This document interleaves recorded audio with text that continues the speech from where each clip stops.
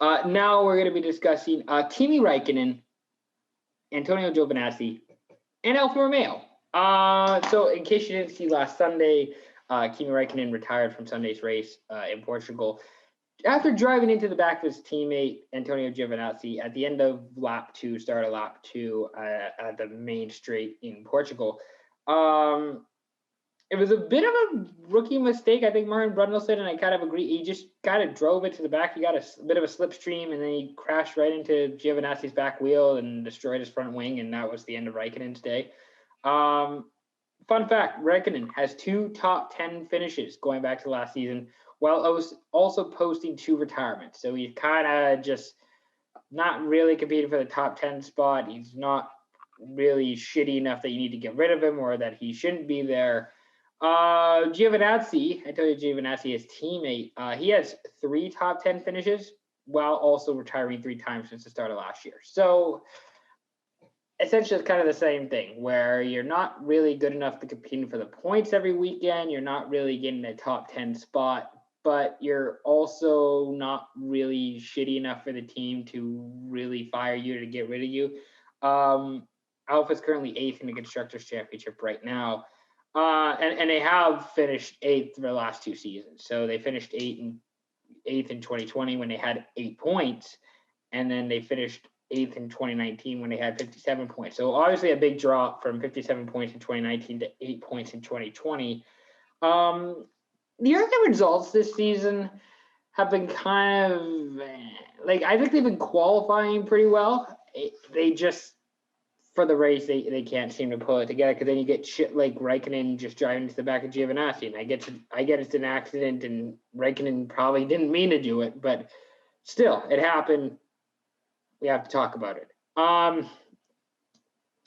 They upgraded their Ferrari engine, so Alfa Romeo uses a Ferrari engine, and they've upgraded it, and I think it's better. I think their actual car is better than last year's car. I just don't know if it's enough to compete with like Aston Martins, the Ferraris, the McLaren, the Alpine. Like, I don't think they're anywhere close to competing with them. They're near the bottom with Williams, Haas, those teams. Their reserve drivers this year, just in case Raikkonen or Giovinazzi aren't able to race, their reserve drivers this year are Robert Kubica. He was 19th in the World Drivers' Championship in 2020 out of 20 drivers, and he raced for Williams, so that makes kind of sense. That makes sense. He's been a test driver for 2 of the last 3 seasons. And Callum Ilott, and he's been a test driver with Haas this past season. He also finished 2nd in the World Drivers' Championship in last year with Bertuzzi Racing, 2nd in F2, so the league below. Racing level below F2.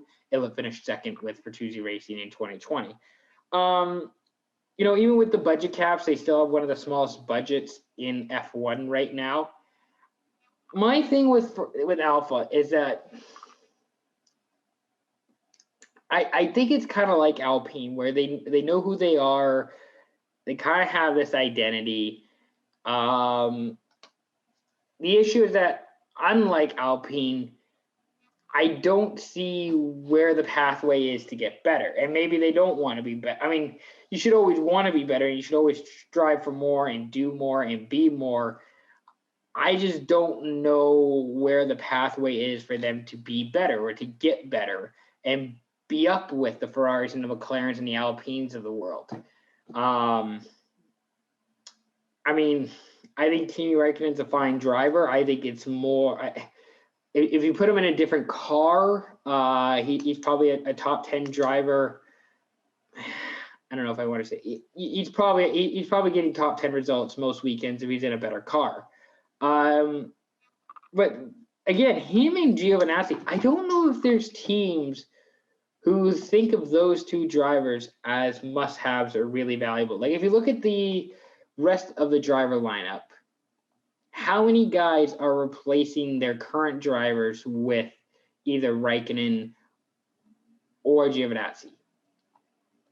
I don't see it with Alpine and Alonso and Ocon. I don't see it with Aston Martin and Vettel and Stroll. Don't see it with Red Bull Racing with Verstappen and Perez. Haas, I think, would trade Mazepin for anybody right now. We'll get into Mazepin later. McLaren's not trade. They wouldn't switch with anybody. Mercedes wouldn't switch with either one of Giovinazzi or Raikkonen.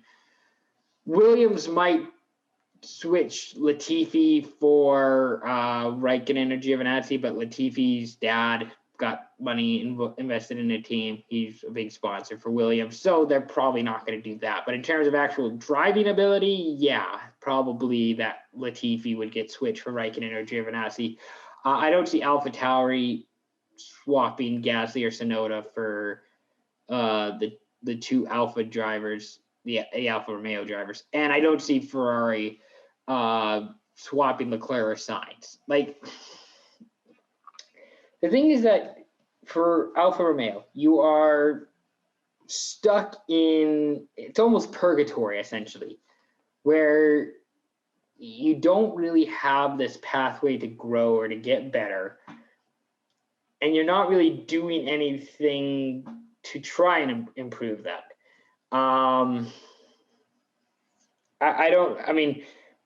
Raikkonen is making $10 million this year, US dollars. He's a free agent after this season. Giovinazzi is reportedly making $684,000 this season as a free agent after the year. So you have two guys who are free agents after this season. You brought them back because you like the stability and you know what you're getting with Giovinazzi and Raikkonen. But if this team wants to compete with the midfield contenders of the McLarens and the Renaults, Ferraris, there has to be a better collective effort from these people. And it might be upper management. It might be, different drivers. I don't know. I'm always curious as to what's the pathway to improving and what's the pathway to get better.